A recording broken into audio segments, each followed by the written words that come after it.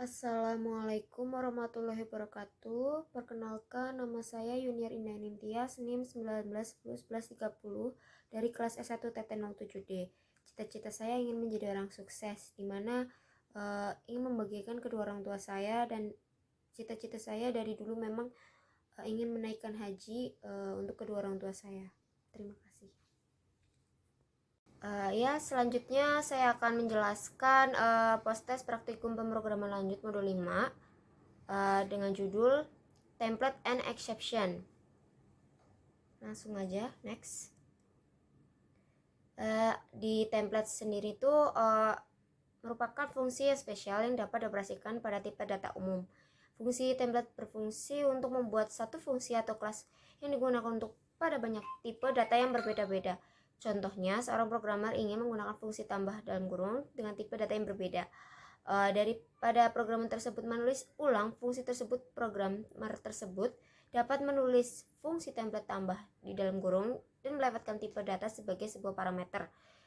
Di menulis badan fungsi yang sama secara berulang kali dengan tipe data yang berbeda merupakan pekerjaan yang menghabiskan banyak waktu dan ruang di kode program, dan jika terdapat error pada fungsi tersebut maka harus dilakukan perbaikan di semua fungsi satu persatu.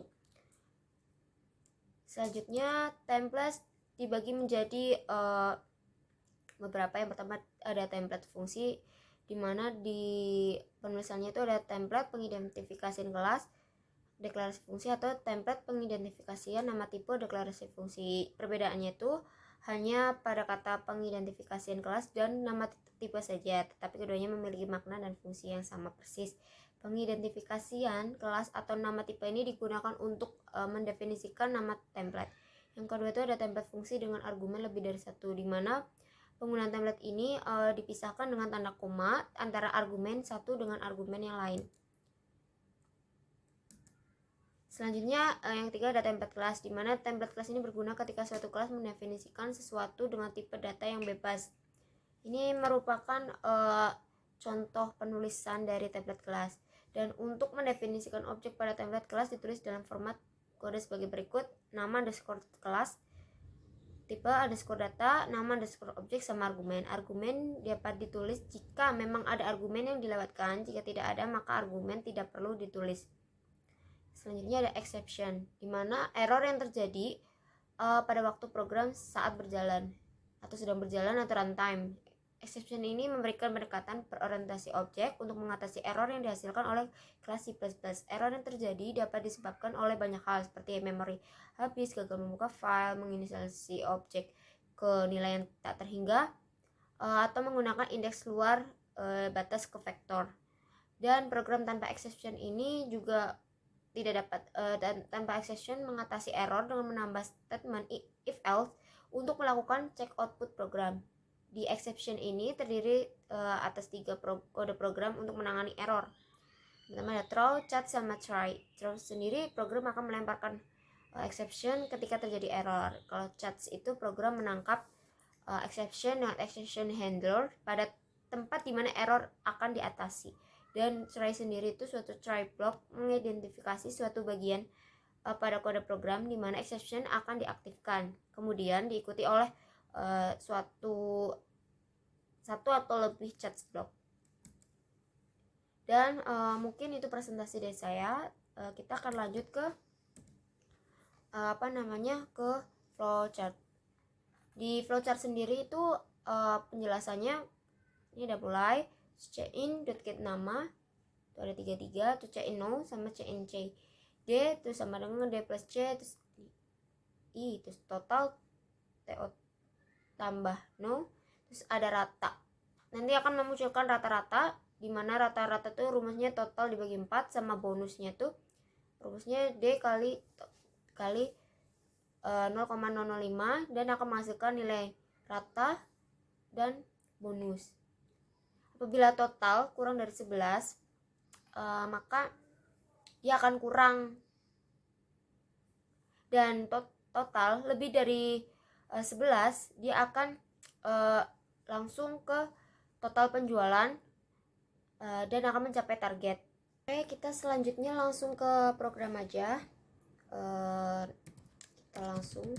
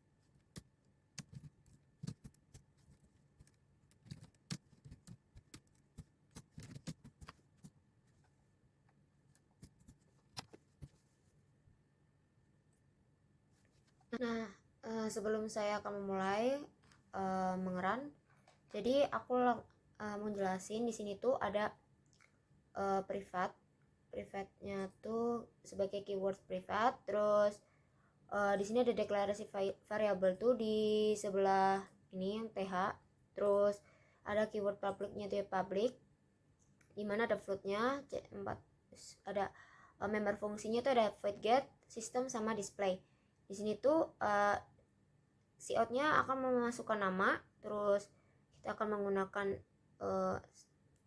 get nama 33. Terus setelah itu cout-nya jumlah penjualan minggu ke berapa, terus masukkan jumlah pendapatan. Nah, di sini tuh ada rumusnya, ini rumusnya. Nah, setelah itu di void system, di member fungsi yang di sistem ini kita akan mencari kayak double di rata-rata sama bonus. Jadi itu kalau di rata-rata rumusnya total dibagi 4, terus rumusnya itu D kali total kali 0,005, nanti akan menghasilkan rata-rata penjualan sama bonus bulan ini. Nah, di void display ini terdapat 3 kode untuk mengatasi error. Jadi kayak ada try itu menghasilkan if else. Nah, yang tadi saya lihat saya sampaikan di presentasi kan kayak ada if else di exceptionnya. Dan terus ada throw-nya, terus di sini ada chats-nya. Nah, setelah itu kita ke in main akan menghasilkan penjualan, terus dimana data penjualan itu akan berjalan. Terus di in main sendiri ada perulangan yaitu do sama while, dan nanti hasil ini tuh akan menampilkan jumlah si total penjualan sama minggu keberapa, terus pendapatannya. Kita langsung run aja, kita enter, masukkan namaku, misalnya ini 10, dan jumlah pendapatannya tuh 2, ini 20, 2, ini 30, 2, minggu keempatnya 40, 2. Dan di sini tuh rata-rata penjualannya tuh sebesar 25, dimana dari total penjualannya itu ada 100. Jadi itu 100 dari 10 tambah 20 tambah 30 tambah 40. Terus rata-rata akan menghasilkan rata-rata sebesar 25. Jadi 100 dibagi 4 jadi 25. Dan bonusnya itu akan menghasilkan 4, nilai 4. Langsung ini Y. Kita masukkan nama satu lagi. Misalnya ini 20. Ini jumlah pendapatnya 3, ini 30. Ini 3, 40, 3, 60. Oke, 3. Dan di yang kedua ini yang bernama Inka, jadi total penjualannya tuh sebesar 150 kurang. Jadi